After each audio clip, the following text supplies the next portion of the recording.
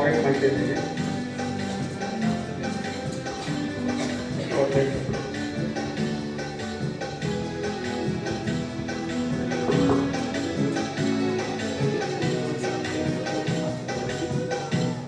Rhythm volume थोड़ा high रखने से इनको भी थोड़ा रिदम पता चलेगा।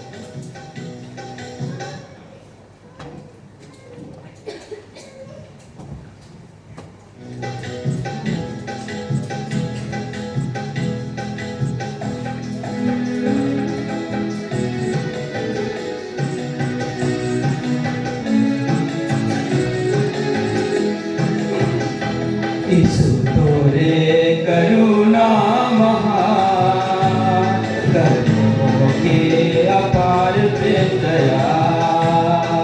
ईशु तोरे करुणा महान, कर्मों के अपार प्रेम दया। करुणा से मैं महिमा तोरूं, गुण गाई के हमेशा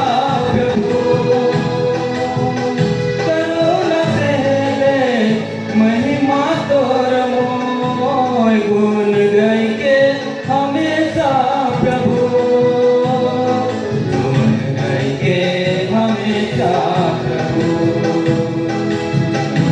गुण गाई के हमेशा प्रभु। परमेश्वर स्वरूप होइए भी अपने आप के परमेश्वर निधान ले। परमेश्वर स्वरूप होइए भी अपने आप के परमेश्वर निधान ले। ऐसन सुनिया तो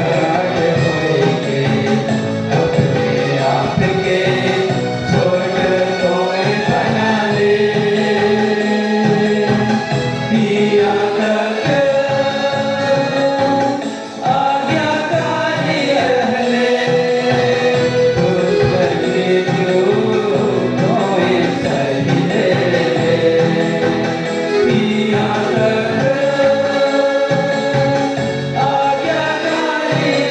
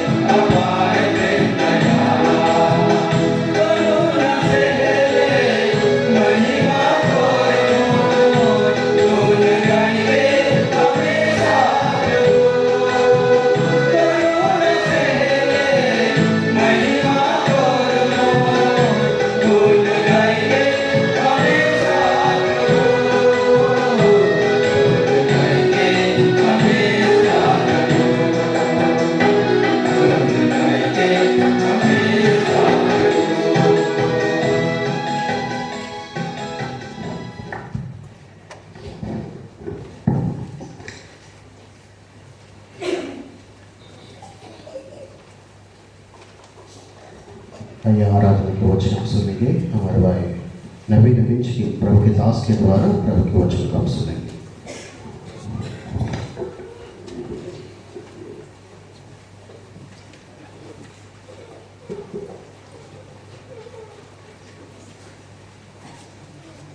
सभी भाई बहनों को जय मसीह की। सब लोग खुश हैं? कौन कौन बाइबिल पढ़े आज?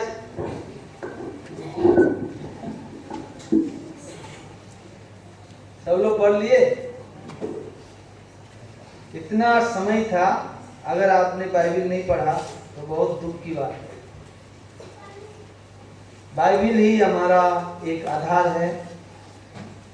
और इस समय आज सभा का आखिरी दिन में प्रभु का घर में हम आराधना करने के लिए आए हैं। और आराधना एक विशेष मुख्य विषय है और आराधना का वचन भी एक बहुत ही ध्यान देने की बातें हैं। तो हम लोग आराधना में जाने से पहले परमेश्वर का वचन को पढ़ेंगे, ध्यान करेंगे और उसके बाद में हम मनन करते हुए बड़ी भय और भक्ति के साथ में परमेश्वर की आराधना करेंगे। प्रभु यीशु मसीह हमारे लिए जो किया है उसको याद करेंगे। और विशेषकर हम इस सभा का जो वचन है उसी में से हम आराधना के लिए वचन ध्यान करेंगे।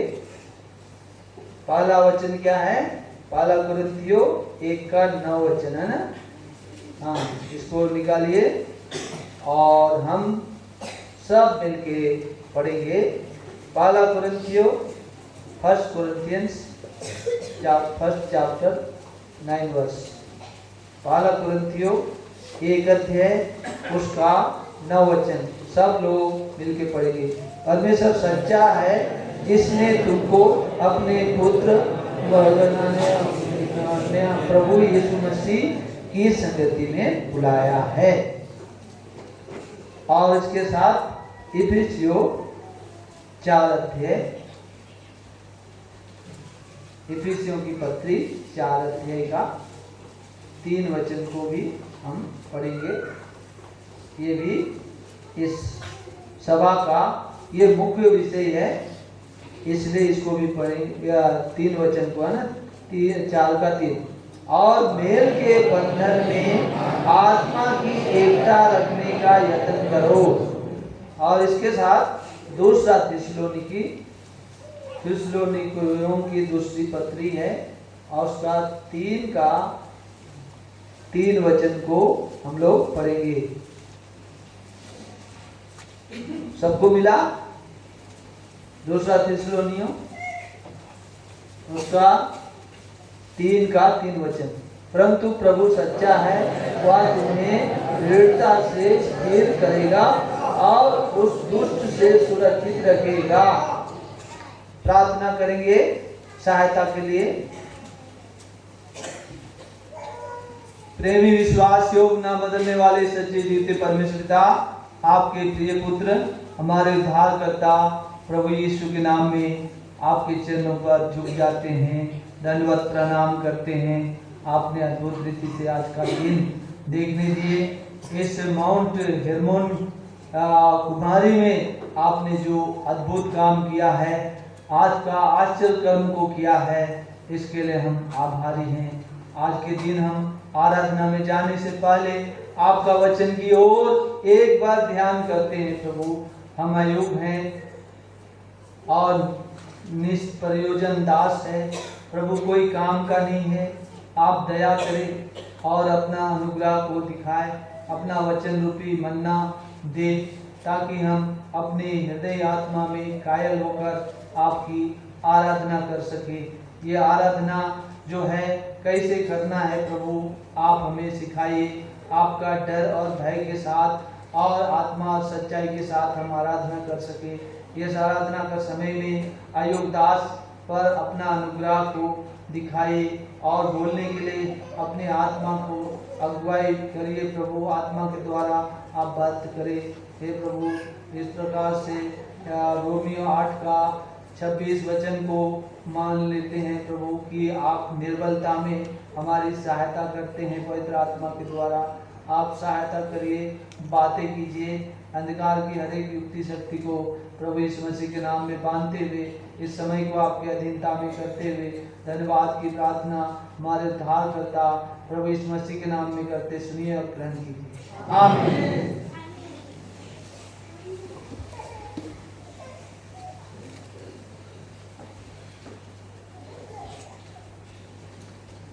यहाँ पर जो पवित्र आत्मिक विशेष आत्मिक सभा का जो वचन है प्रभु ने दिया है, इसलिए इस पर हम लगातार ध्यान करते हुए जा रहे हैं।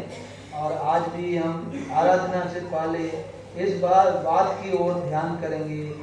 पहली बात हम देखते हैं, परमेश्वर सच्चा है जिसने तुमको अपने पुत्र हमारे प्रभु यीशु मसीह की संगति में बुलाया है। अब परमेश्वर सच्चा है, ये कैसे जान सकते? बोलिए, परमेश्वर सच्चा है या विश्वास योग्य है, कैसे जान सकते? बोलिए। आत्मा से, सुसमाचार से और वचन से। अच्छा जवाब दे रहे, बताइए। हमारी प्रार्थना को सुनता है। हमारी प्रार्थना को सुनता है और पूरा करता है। हाँ, प्रतिज्ञा को पूरा करता है। और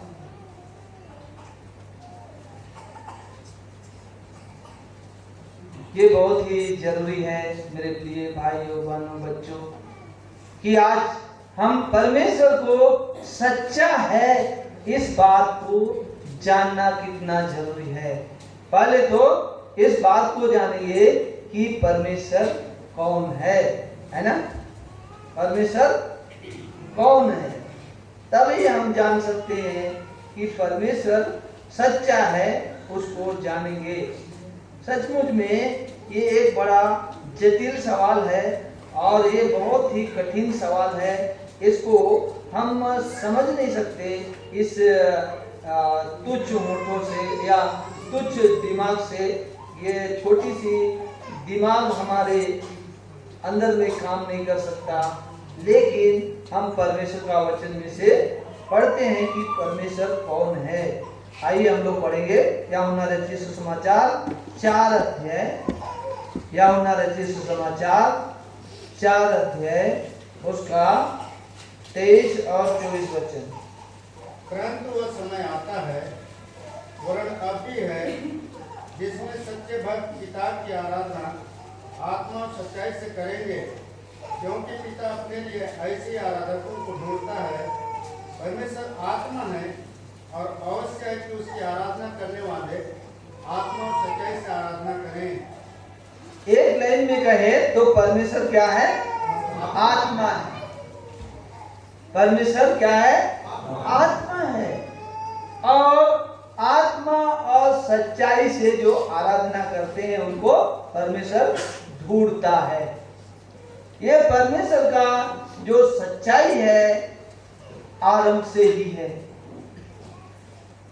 सचमुच में एक बार सोचिए, इस कुम्हारे में जब ये भवन नहीं बना था, जब यह स्थान बिल्कुल खाली था, कैसा था? हमारे भाई लोग को मालूम है जो कुम्हारे ने इस स्थान को देखे होंगे। घास फूस और पत्थर और कई तरह से भरा हुआ था, है या नहीं?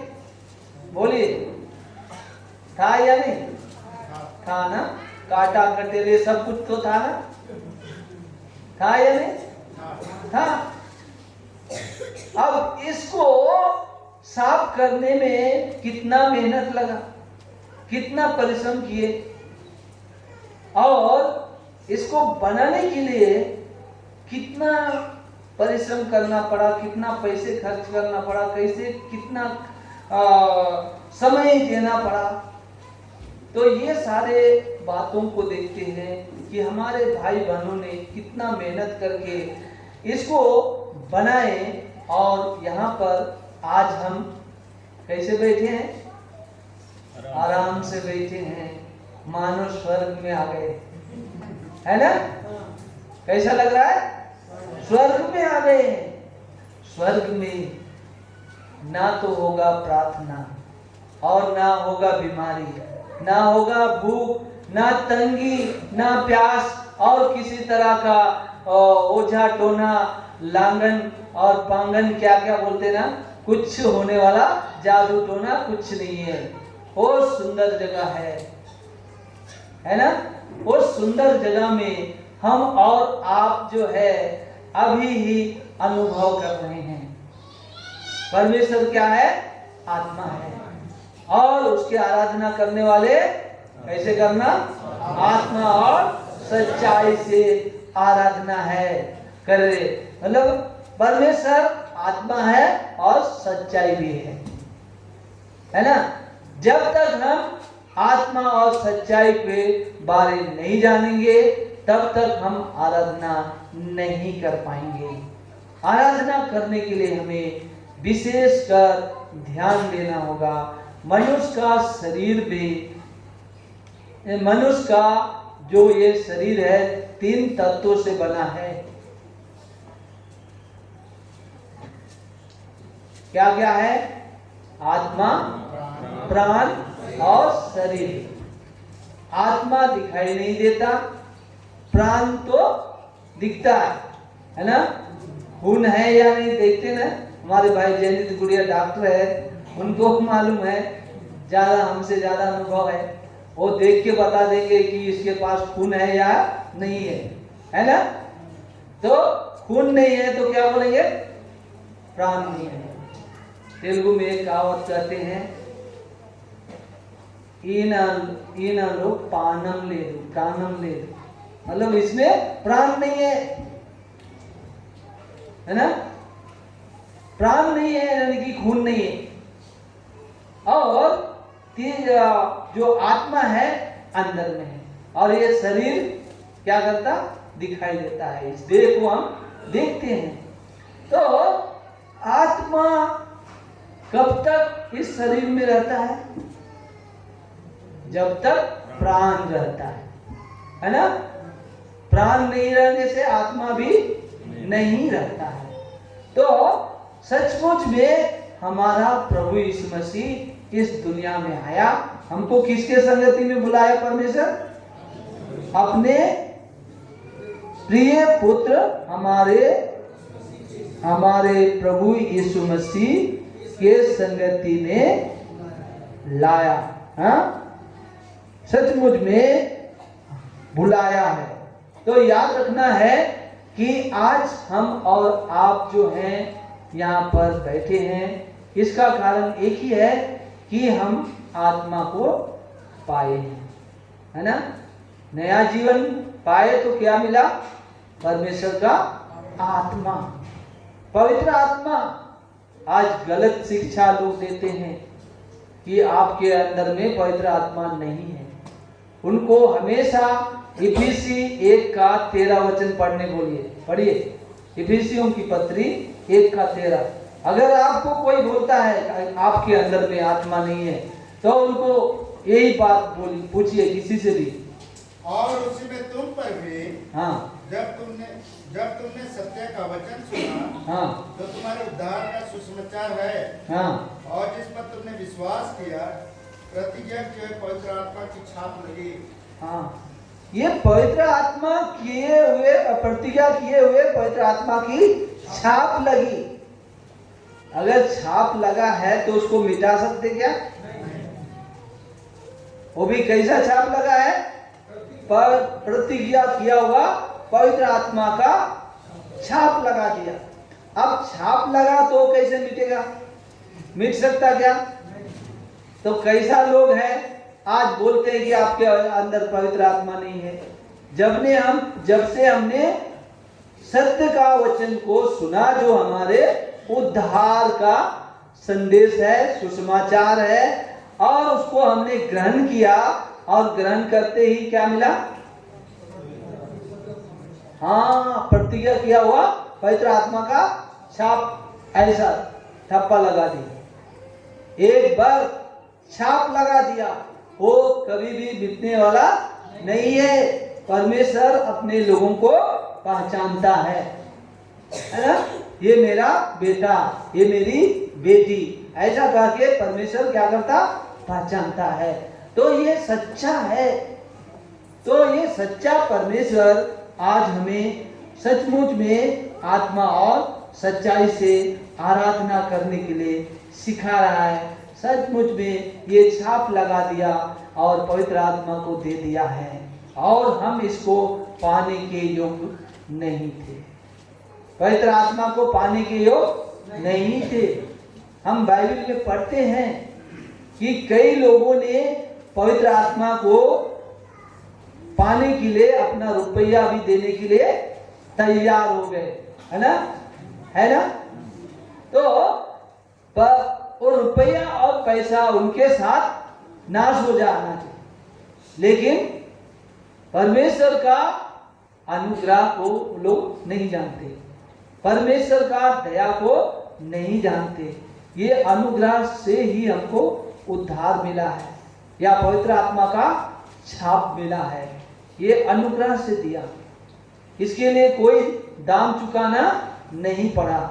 मैं और आप प्रभु यीशु मसीह के पास आए, तब उसने हमारे पापों को अपने ऊपर ले लिया, वो दिखाया। पहला कुरिन्थी उसका देखेंगे हम लोग 6 अध्याय 20 वचन।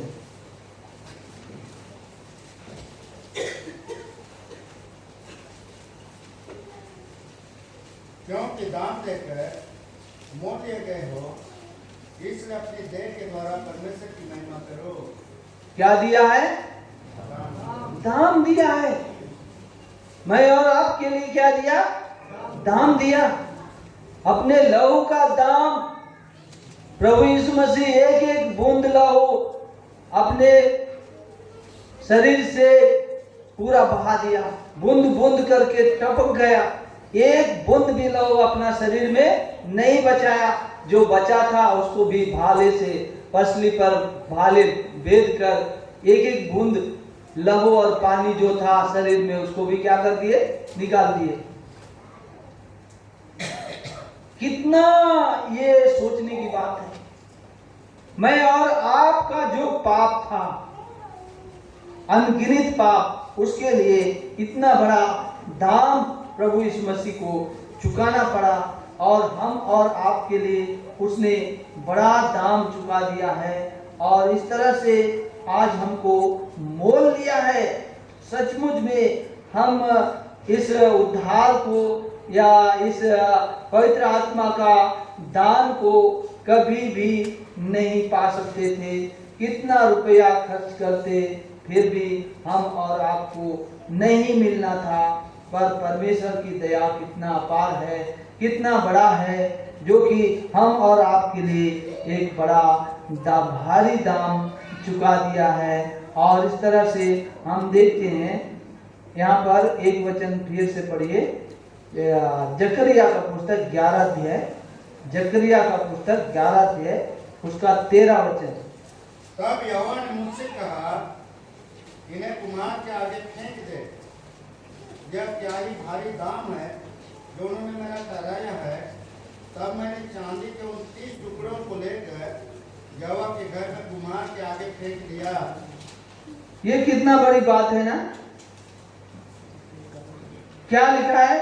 या क्या ही भारी दाम है जो उन्होंने मेरा ठहराया है। कैसा दाम है? भारी दाम। कैसा भारी दाम? इतना भारी दाम जो कि पूरे जगत को भी प्राप्त करे, लेकिन उसको प्राप्त नहीं कर सकते। उसका दाम कभी भी चुका नहीं सकते। लूका रचित सुसमाचार 9:25 पढ़िए। ये भारी दाम के बारे में हम देख रहे हैं।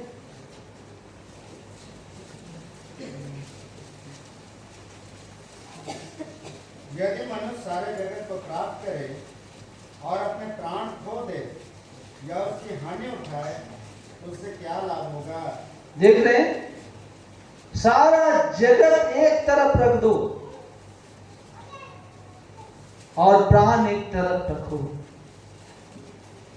ये जो दाम है उसका दाम को आप गिनती कीजिए, उसको जोड़िए, कितना भारी दाम है, इसका कोई हिसाब नहीं है। गिनती के आखिरी भाग को क्या बोलते हैं? 21 से स्टार्ट होता है और कहां पर समाप्त होता है? आता है या नहीं? 21 दाएं आता ना? पढ़े या नहीं? क्या होता है? लास्ट महासंख है ना? क्या बोलते हैं? महासंख। गिनती का आखिरी जो गिनती है क्या है? महासंख। ये महासंख से भी बढ़कर है। ये बड़ा दाम हम और आपको खरीदने के लिए प्रभु यीशु मसीह ने चुकाया है। उसका जो दाम जो दिया है वो कितना बड़ा दाम है। जब हम शैतान के हाथ में पड़ गए थे, जब हम नरक के अधिकारी हो गए थे, जब हम मृत्यु के अधीनता में हो गए थे, प्रभु यीशु मसीह को रहा नहीं गया। परमेश्वर चिल्ला रहा था, देख रहा था, पछता रहा था कि जिसको मैंने अपने हाथों से बनाया वो मनुष्य क्या हो गया, मेरे हाथों से चला गया, मैं क्या करूं? उनको बचाने के लिए मैं क्या करूं? कौन उसे छुड़ा के लाएगा?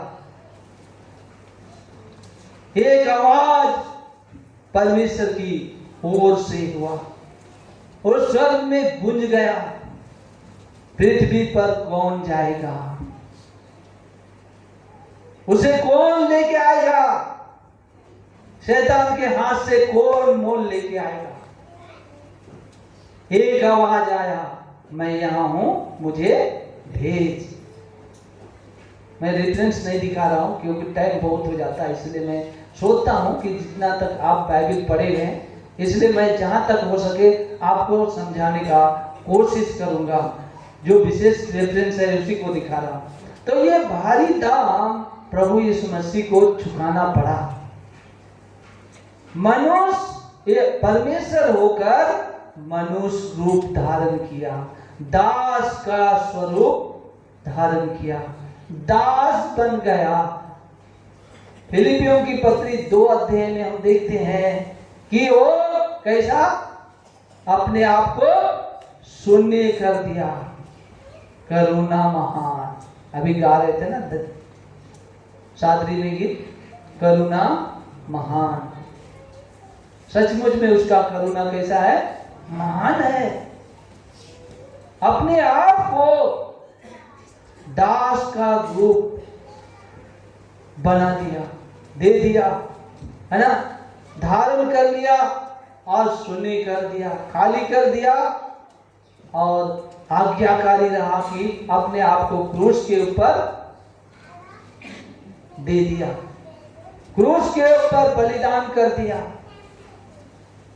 और इस तरह से यहां पर शैतान को बोलो, देख मैंने इन सारे मनुष्यों के लिए क्या दिया?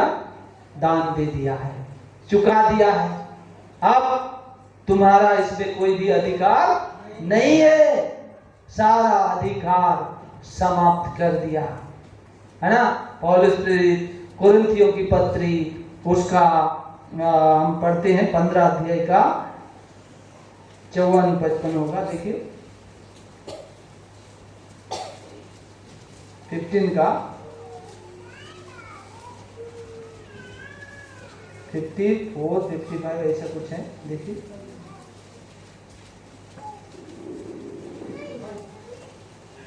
पढ़िए। हे मृत्यु, तेरी जय कहाँ गई? हे मृत्यु, तेरा डंक कहाँ रहा?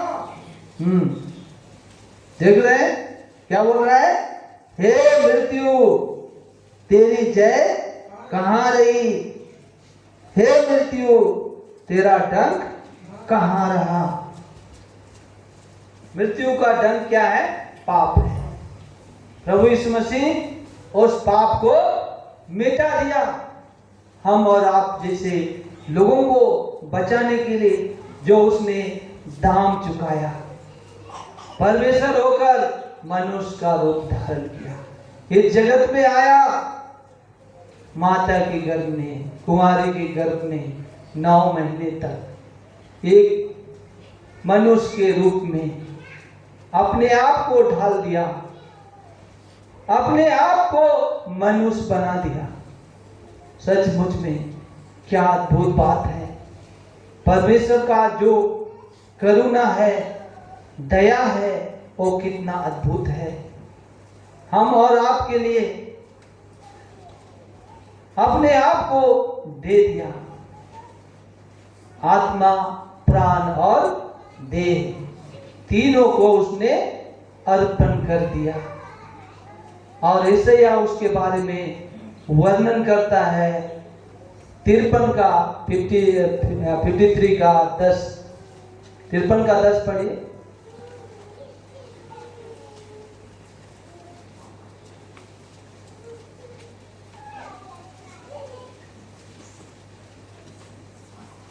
तो भी यहोवा को हाँ यही भाया कि उसे कुछ ले। हाँ उसी ने उसको रोगी कर दिया। जब वो अपना प्राण दोष बलि करे, तब वो अपना वंश देखने पाएगा। वह बहुत दिन जीवित रहेगा। उसके हाथ से यहोवा की इच्छा पूरी हो जाएगी। देख रहे क्या किया? अपना प्राण का होम बलि कर दिया। क्या लिखा है? दोष बलि कर दिया। दोष बलि यानी सब लोग दोषी है। हर मनुष्य का दोष को अपने ऊपर लिया और बलि हो गया। सचमुच में ये कितना बड़ा उसका करुणा है, उसकी कितना बड़ा दया है हम और आपके लिए। तो सचमुच में ये बड़ा दाम हम और आपके लिए दिया है, चुकाया है। भारी दाम, 30 चांदी का सिक्का एक भारी दाम था, जिसको यहूदा इस्करियोती ने लिया। और जब उसको मालूम हुआ कि मैंने निर्दोष को पकड़वा दिया हूं, उसने जाकर वहां याजकों को कहा कि ये मैंने बहुत बड़ा गलती किया है, मैंने निर्दोष को पकड़वाया है। उन्होंने क्या जवाब दिया? तू ही जान, हमको क्या है ना? और उसने क्या किया? उस 30 चांदी के सिक्के को फेंक दिया, है ना, दे दिया उनके आगे। और उन्होंने उसको बोला कि लहू का दाम है, इसलिए इसको क्या करना चाहिए? हाँ, मंदिर में रखना उचित नहीं है। और उन्होंने वहीं पर एक कुम्हार का खेत ले लिया। क्यों? परदेशियों को गाड़ने के लिए, दफनाने के लिए। आज भी वो जगह है, मंदिर के पास में है। और बताते हैं कि उसका सबसे ज्यादा कीमत है। वहां पर कब्र होना है तो उसका दाम चुकाना है। प्रभु यीशु मसीह के लहू का दाम से खरीदा हुआ खेत है वो। बहुत से लोग क्या सोचते हैं कि अगर मेरा कब्र वहां पर होगा तो मैं सबसे पहले प्रभु से मिलूंगा। देखिए कितना लोगों का सोच है ना? प्रभु का लहू का खेत है, इसलिए उस जगह में मेरा कब्र होगा तो मैं सबसे पहले प्रभु से मिलूंगा। लेकिन प्रियो, चाहे आप कहीं भी रहो, अगर प्रभु यीशु के लहू से आप मोले गए हैं, आपको खरीद लिया है, तो आप कहीं भी रहिए, प्रभु यीशु मसीह आएगा तो आपके साथ आपको हवा में बादलों पर उठा ले जाएगा। इसलिए उसका चिंता करने की जरूरत नहीं है। आप ऐसा मत सोचिए। सच बात है कि अपना लहू के खेत से मोला गया जगह में जिसका कब्र होगा, उनको प्रभु जल्द ही उठाएगा। ये बात तो सच है, क्योंकि वो प्रभु यीशु मसीह का क्या है? खून का दाम है। समझ में आ रहा है? और वही खून आज भी गलगथा पहाड़ के ऊपर से बह रहा है। आज भी वो दाग मिटा नहीं है, वो लहू का धब्बा जो है गया नहीं है। यिर्मयाह के दिनों में बताते हैं कि वाचा का संदूक को उस गलगथा पहाड़ के नीचे ही वहां पर एक गुफा में छिपा दिया गया है, और वहां पर 2 स्वर्गदूत वाचा का संदूक का रक्षा कर रहे हैं। आज भी बताते हैं लोग, और वैज्ञानिक लोग वहां पर सर्च के लिए गए थे, और उन्होंने वो डर गए देखकर, पर स्वर्गदूतों ने बोला कि तुम्हें डरने की आवश्यकता नहीं, क्या चाहिए? उन्होंने बोला, हम इस लहू को क्या करना चाहते हैं? लैब में टेस्ट करना चाहते हैं, ये सच है या झूठ है। सचमुच में प्रभु यीशु मसीह का लहू है या तो और कुछ जानवर का लहू है या मनुष्य का लहू है। तो उन्होंने कहा लेके जाओ। थोड़ा एक टुकड़ा काटा और लेके आया, लैब में डाला, तो ये नारी का, एक कुंवारी का बेटा है, कुंवारी से जन्मा हुआ। उसका डीएनए जो है किससे मिलता है? कुंवारी के खून से मिलता है। और ये कितने साल का है अंदाज लगाया नहीं, उसमें कंप्यूटर में बताया लैब में 33.5 साल। 33.5 साल का उम्र किसका है? प्रभु यीशु मसीह का। देखिए कितना अद्भुत सच्ची गवाही है। आज प्रभु यीशु मसीह का गवाही को झूठा कोई भी नहीं कर सकता है। ये सच्चा है। इसलिए हमने पहले क्या पढ़ा? परमेश्वर सच्चा है, परमेश्वर सच्चा है, और उसने अपने प्रिय पुत्र हमारे प्रभु यीशु मसीह के संगति में हमें बुलाया है। तो सच बात है, उसका सच्चाई को हमने जाना है। हम क्या थे? पापी। मनुष्य क्या है? पापी। पाप से छुड़ाने के लिए हमारा प्रभु यीशु मसीह मनुष्य रूप धारण किया। माता के गर्भ में कितना दिन? 9 महीने तक एक मनुष्य के रूप में जन्म लिया। कहां पर? चरनी में, है ना? गौशाला में, चरनी में। उसको जन्मने का भी जगह नहीं, सोने की भी जगह नहीं। कहां सोया? नाव में सोया ना? कहां सोया? नाव में सो रहा। खाने के लिए भी भोजन नहीं। कहां गया? अंजीर के पेड़ के पास। अंजीर के पेड़ के पास जाने से क्या देखा? फल नहीं है ना? फल नहीं देने वाला, उसको निकम्मा पेड़, और निकम्मा पेड़ को सुखा दिया। आज हमारा जीवन भी निकम्मा है क्या? उस अंजीर के समान है क्या? याद रखिए मेरे प्रियो, हम और आप बहुमूल्य हैं। हम और आपको प्रभु ने क्या किया है? मोल लिया, अपने लहू से मोल लिया है, भारी दाम देकर मोल लिया है। जकरिया कितना अद्भुत रीति से इस बात का वर्णन करता है। क्या ही भारी दाम मेरे लिए उन्होंने ठहराया। प्रभु यीशु मसीह का जो भारी दाम था, हम और आपके लिए दिया। यदि वो दाम नहीं दिया जाता तो हम और आप प्रभु के राज में नहीं आ सकते थे। पाप में जीते, पाप में मर जाते। पाप की मजदूरी क्या है? मृत्यु है, और इस मृत्यु से कोई भी बचा नहीं सकता। प्रभु यीशु मसीह मैं और आपको बचाया है, आज बच गए हैं। हम नाश नहीं हुए, हम मिट नहीं गए। आज महाकरुणा का फल से हम बच गए हैं, आज जिंदा है। तो आज हम आत्मा और सच्चाई के साथ क्या करना है? उसकी आराधना करना है। तो सचमुच में ये बात को हम और आपको समझ में आया। लेकिन एक बात याद रखिए, एक मेल का बंधन में हमको आत्मा में एकता रखने का यत्न करो बोल के लिखा हुआ है। इसलिए एक वचन प्रकाशित वाक्य की पुस्तक में हम देखेंगे कि मेल भी उठा लिया जाने वाला है। वो कितना गंभीर समय होगा।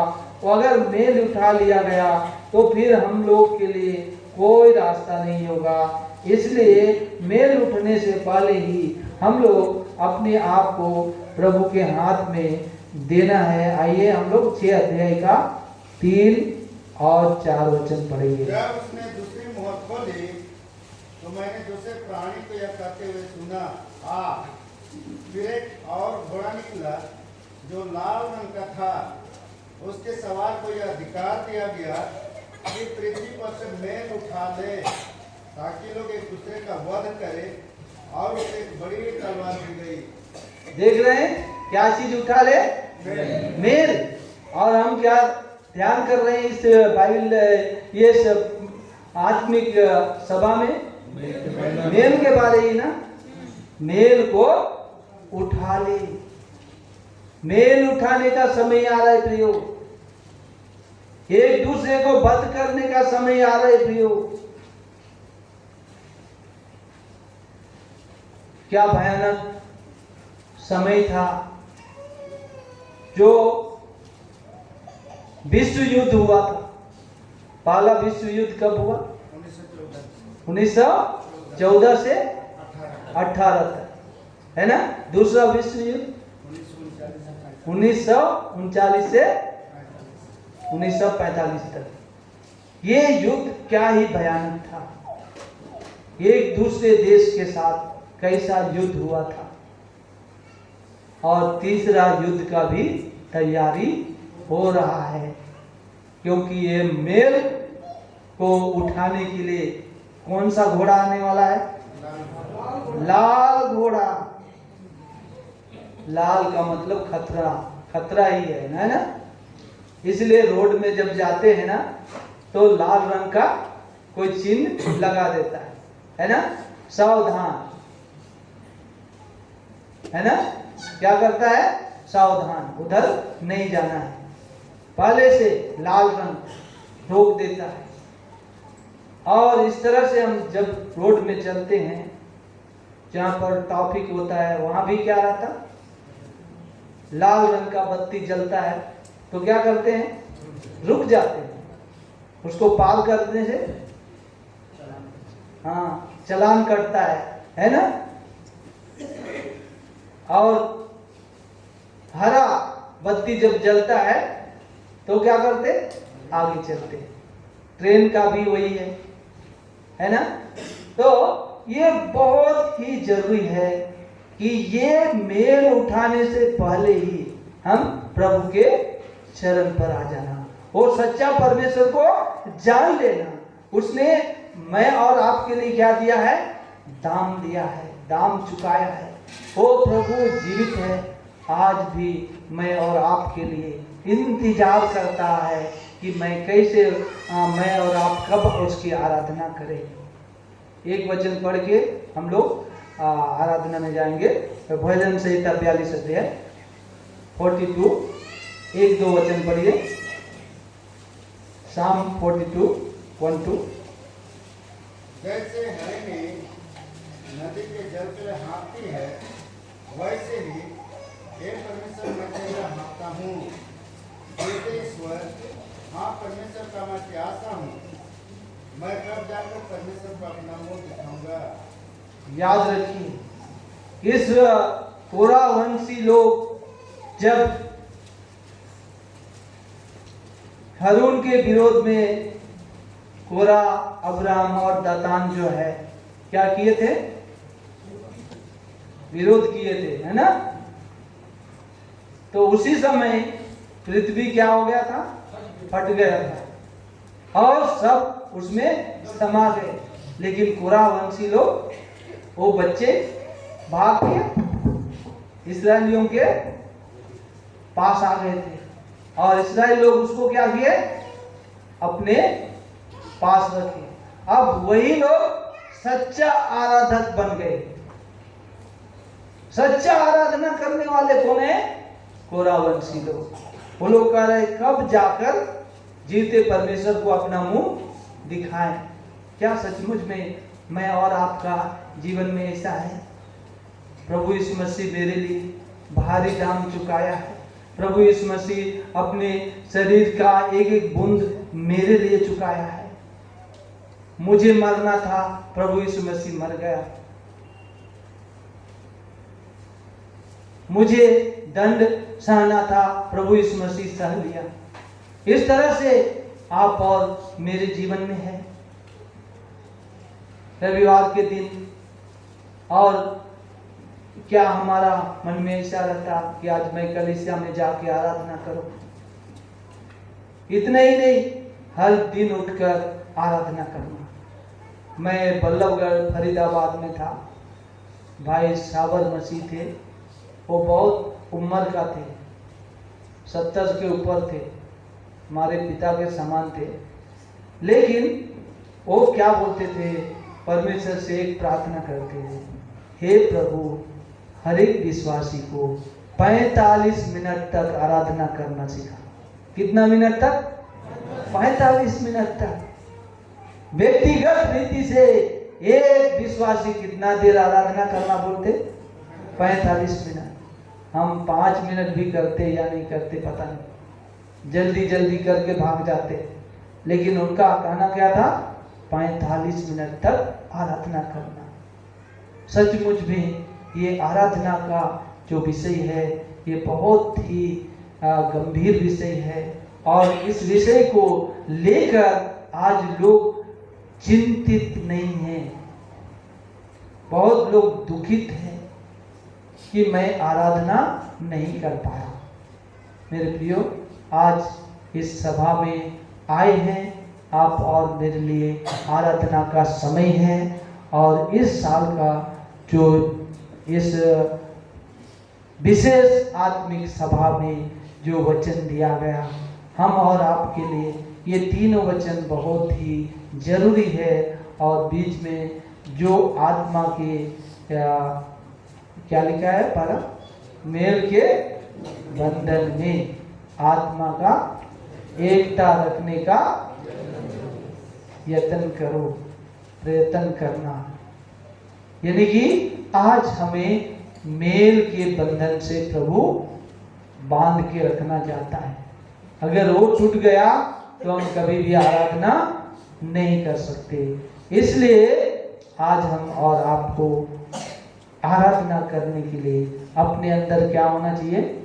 मेल होना चाहिए, शांति होना चाहिए। परमेश्वर के सामने हम और आप अपनी गलतियों को माना। अभी जब आराधना करते एक बात ध्यान दीजिए, हम नहीं बोला। क्या बोलने का? मैं। प्रभु यीशु मसीह मेरे लिए किया, मेरे लिए भारी दाम चुकाया। जगत को प्राप्त कर सकते हैं लेकिन प्राण को प्राप्त नहीं कर सकते। इसलिए प्रभु यीशु मसीह का जो बातें हैं उसको याद करना है आराधना करते समय। अभी हम लोग बहुत लोग हैं, इसलिए ज्यादा समय आप देने का जरूरत नहीं, बस 1 मिनट आधा मिनट भी दे तो काफी है। इतना लोग है, इसलिए हमको अच्छा है कि ज्यादा लोग क्या करना है? आराधना करना है। अगर 1 मिनट ज्यादा से ज्यादा 1.5-2 मिनट ही देना, ज्यादा मत दे। और अगर गीत कोरस भी गाते तो एक कोरस गा के आमीन बोल दे। प्रभु क्या करता है? सुनता है। हम लोग ज़्यादा लोग हैं, इसलिए वो जो समय है इस समय का हम लोग विशेष ध्यान करेंगे और आराधना करेंगे। संडे स्कूल है भाई? संडे स्कूल है या नहीं? हाँ, नहीं है? चुपचाप बैठे हैं बच्चे, जगह नहीं है। अगर संडे स्कूल होने से अच्छा है,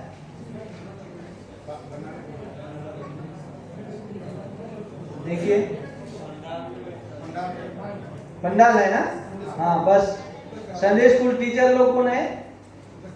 कुमारी में है?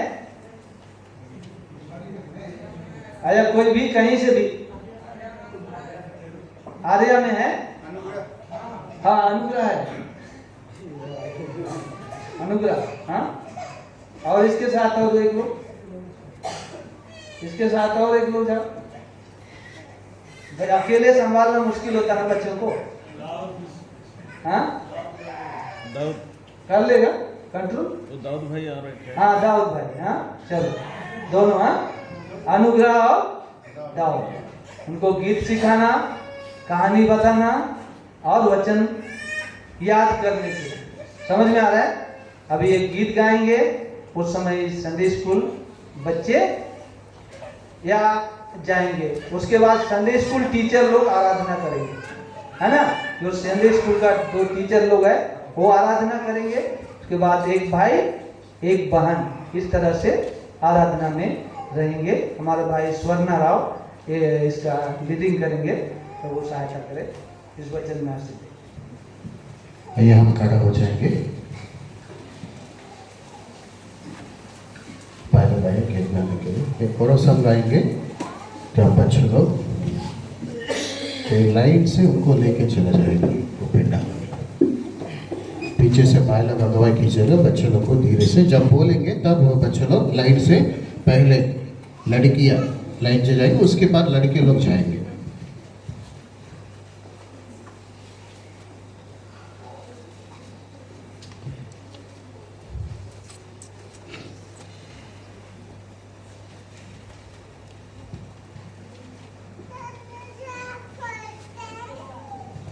गीत संख्या 4, गीत संख्या 4 गाएंगे।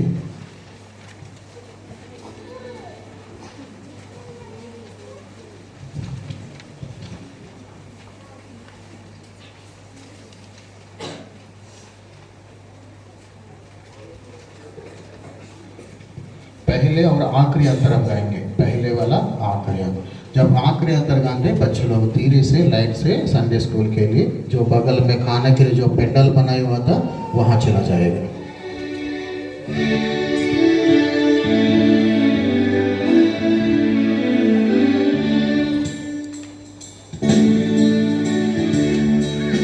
प्रभु का आनंद है मेरी ताकत, संसार में यीशु है मेरी ताकत।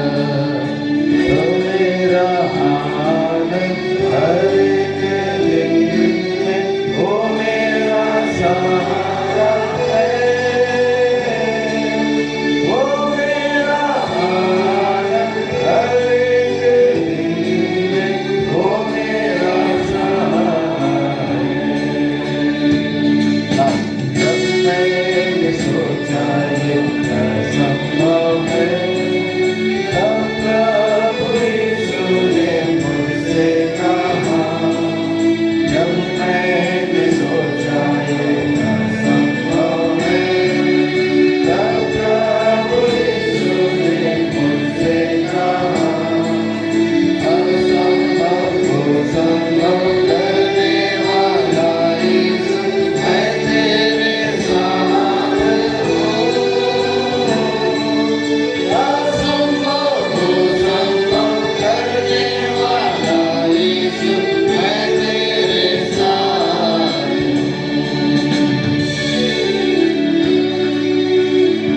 बैठ जाइए सब, कोई आराधना में इधर उधर ना देखे, सब आंख बंद करके भक्ति आदर के साथ बैठ जाएगा। पहले जो संडे स्कूल की भाई अनुग्रह दोनों आराधना करेंगे, उसके बाद फिर एक भाई और एक बहन पहले जो पहले लाइन से पहले जो मेज की पहले वो मेज के पहले वाला आराधना करेंगे, उसके बाद फिर बोलेंगे मेज के पीछे वाले आराधना करेंगे। ध्यान दीजिएगा, पहले संडे स्कूल टीचर से वो लोग आराधना करके जाएगा, उसके बाद एक भाई और एक बहन मेज की पहले वाले आराधना करेंगे, पीछे नहीं। ध्यान दीजिएगा, उसके बाद फिर बोलेंगे और मेज के पीछे वाले आराधना करेंगे। मेरे स्वर्गीय पिता परमेश्वर, आपके चरण तले झुकता हूँ प्रभु जी, धन्यवाद देता हूँ। मुझे से प्रभु जी पापी से आपने प्रेम किया, भारी दाम दे करके प्रभु जी मुझे खरीद लिया, और प्रभु जी आपने दाम देकर मुझे छुड़ाया है प्रभु जी, अनंत जीवन का प्रभु जी भागीदार बनाया है प्रभु जी, आपको धन्यवाद देता हूँ। मेरे जीवन में जो भी उपकार भले दया प्रेम किए हैं प्रभु जी, हर एक बातों को स्मरण करते हुए प्रभु जी आराधना चढ़ाता हूँ यीशु के नाम से, आमीन। अनुग्रह करे प्रभु जी से मैं मालिक प्रभु जी आपको हृदय से धन्यवाद देता हूँ प्रभु जी, मुझे से पापी अधर्मी मनुष्य के लिए प्रभु जी आपने मेरे लिए दाम चुकाया प्रभु जी, मेरे पापों के खातिर आपने कलवरी क्रूस में अपना प्राण दिया, लहू बहाया प्रभु जी, मेरे सारे पापों को अधर्मों को आपने मिटा दिए हैं प्रभु जी, मैं इसके लिए आपको हृदय से धन्यवाद देता हूँ प्रभु जी। और मुझे प्रभु जी आपने मेल के बंधन में आपने जोड़ करके रखे हैं प्रभु जी, मैं इसके लिए भी आपको हृदय से धन्यवाद देता हूँ। इतने बड़े उपकार और भलाइयों के लिए मैं आपको हृदय रूपी भेंट बलिदान आपको चढ़ाता हूँ, हमारे उद्धारकर्ता प्रभु यीशु मसीह के नाम में, आमीन। मेरे अनुग्रहकारी दयालु परमेश्वर, मैं भी आपके चरणों में झुककर आपको धन्यवाद आराधना करता हूँ प्रभु, आप महान परमेश्वर हैं। मुझे भी प्रेम करके आपने पास बुलाया प्रभु, और उस बहुमूल्य लहू से प्यारे परमेश्वर आपने खरीद लिया प्रभु। प्यारे परमेश्वर, उस लहू का कोई भी मनुष्य प्रभु चुका नहीं सकता, ऐसा बहुमूल्य लहू से मुझे खरीद करके आपने घर में लाया। प्यारे परमेश्वर, अद्भुत आपकी करुणा और दया है प्रभु। प्रेमी पिता परमेश्वर, आपकी ऐसे अद्भुत प्रेम के लिए हृदय से आराधना चढ़ाता हूँ। छोटी सी आराधना मेरे उद्धारकर्ता प्रभु यीशु मसीह के नाम में चढ़ाता हूँ, आमीन। पिता परमेश्वर, आपने हे पिता परमेश्वर विजय का दिन है प्रभु जी, आपने फिर से प्रभु जी आपका आराधना भेंट चढ़ाने के लिए सुंदर मौका दिया। पिता परमेश्वर, मैं धन्यवाद देती हूँ प्रभु जी, मैं भी पाप और बुराई और अंधकार में थी, लेकिन प्रभु जी आपने हे पिता परमेश्वर मेरे लिए प्रभु जी आपने इस संसार में आए। पिता परमेश्वर, आपने हे पिता परमेश्वर आपका प्राण दिए प्रभु जी। हे पिता परमेश्वर, आपने बहुमूल्य लहू बहाया पिता परमेश्वर, उसी लहू से पिता परमेश्वर हे पिता परमेश्वर मुझे पिता परमेश्वर आपने खरीदा। पिता परमेश्वर, मैं धन्यवाद देती हूँ प्रभु जी। हे पिता परमेश्वर, मेरे जीवन में जो भलाई उपकर के हो उसके बदले मैं कुछ भी नहीं दे सकती। पिता परमेश्वर, जो मेरे होठों से निकलती हुई आराधना भेंट बलिदान को प्यारे उद्धारकर्ता जी प्रभु यीशु मसीह के नाम में चढ़ाते हुए करके शून्य ग्रहण कीजिए, आमीन। मेरा जीवित अनुग्रहकारी दयालु पिता परमेश्वर, मैं भी आपको धन्यवाद देता हूँ प्रभु, आपका दया अनुग्रह के लिए। जीवित प्रभु, 30 तारीख से लेके आज तक आपने मुझे देवप्राण आत्मा को संभाल के रखा, और आज का आपका जयदिन के दिन में भी आपने मुझे सुरक्षित रखा प्रभु, धन्यवाद देता हूँ। सच में प्रभु, आज आपने प्रभु यहाँ जो हेरमोन प्रार्थना मंडली के भाई बहन और विभिन्न जगहों से आए हुए भाई बहनों के साथ आपने मुझे संगति में लाए प्रभु, धन्यवाद देता हूँ। जो भी प्रभु मुझे दाम देकर खरीद लिया प्रभु, और प्रभु उसी की वजह से आपने मुझे यहाँ संगति में बुलाया प्रभु, धन्यवाद देता हूँ। जीवित प्रभु, मेरे जीवन में जो भी भलाई उपकार किया है महान है, कितना भी धन्यवाद दूँ प्रभु बराबरी नहीं कर सकता। छोटी सी आराधना उपासना प्रभु यीशु मसीह के नाम से चढ़ाते हैं, दया से सुने और ग्रहण करें, आमीन।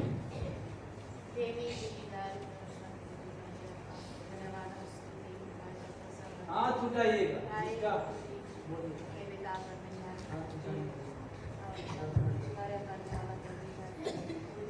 नेक सोच पापी हाय पर कितना बड़ा हम काम किए हैं प्रभु जी, दया किए हैं, कलरी क्रूस में बंद हो गए प्यारे प्रभु जी मेरे। हे प्रभु जी, हे पिता, पाप से छुड़ाने के लिए कैसे आपने दुख उठाया। जीवित प्रेम परमेश्वर प्यारे प्रभु, आभारी होकर धन्यवाद स्तुति बड़ाई प्रशंसा करती हूँ। पागल होने के कारण हे प्रभु आपने मुझसे प्रेम किया, आपने में मिलाया, आपने में मेल किया प्रभु, धन्यवाद देते हैं, दया करते हैं। प्यारे प्रभु, मुझ में कुछ भी ऐसे योग्यता नहीं कि हे प्रभु आपको धन्यवाद दे सकूं, बड़ाई प्रशंसा कर सकूं। प्यारे प्रभु, पाप के कारण हे प्रभु मेरा मुंह बंद थे प्रभु, आपसे दूर थे प्रभु, लेकिन आपका बड़ी दया अद्भुत है जो सनातन का है, उसको हे प्रभु आपने मुझ पर किया। बहुत ही आभारी धन्यवाद देती हूँ। प्यारे प्रभु, मेरे जीवन में आपने बड़े बड़े काम किए हैं, उपकार भलाई किए हैं प्रभु जी। सारी बातों के लिए हृदय से निकलती टूटी फूटी भेंट बलिदान को ही मेरे उद्धार करता प्रभु से के नाम चाहते थे, ऐसे ग्रहण कीजिए। आमीन। सर्वशक्तिमान पिता परमेश्वर जी, प्रभुओं का प्रभु, राजाओं का राजा, सच्चिदानी अनुग्रहकारी मेरे जीव उद्धार करता यीशु मसीह के नाम में आता हूँ। प्यार प्रभु जी, धन्यवाद देता हूँ सप्ताह भर संभाला और आपके विजय का दिन प्यार प्रभु जी, आपके छुड़ाए हुए भाई बहनों के साथ प्यार प्रभु जी, आपकी महिमा कर सकूँ इसके लिए प्यार प्रभु जी आपने अनुग्रह किया, धन्यवाद देता हूँ। प्रेम प्रभु जी, मैं भी एक समय अपने अधर्म कारण पापों में प्यार प्रभु जी शत्रु के बंधन में बंधा हुआ था प्यार प्रभु जी, लेकिन आपने अपना स्वर्गीय सिंहासन छोड़कर प्यार प्रभु जी मुझे आप परमेश्वर से मेल कराने के लिए प्यार प्रभु जी आए, दुख उठाकर प्यार प्रभु जी मेरे लिए अपना प्राण दिए प्यार प्रभु जी, दो बहा करके प्यार प्रभु जी बड़ी कीमत चुका कर प्यार प्रभु जी मुझे परमेश्वर से मेल कराए प्यार प्रभु जी, और मुझे एक प्यार प्रभु जी जीवन दिए और एक प्यार प्रभु जी हमने जीवन का आशा भी दिया है प्यार प्रभु जी। सब बातों के लिए धन्यवाद देता हूँ, और मेरे जीवन में जितने भलाई उपकार किए हैं प्यार प्रभु जी सब बातों के लिए धन्यवाद देते हुए इस समय की छोटी सी आराधना में यीशु मसीह पुत्र बेटा सुनिए और शायद में ग्रहण कीजिए।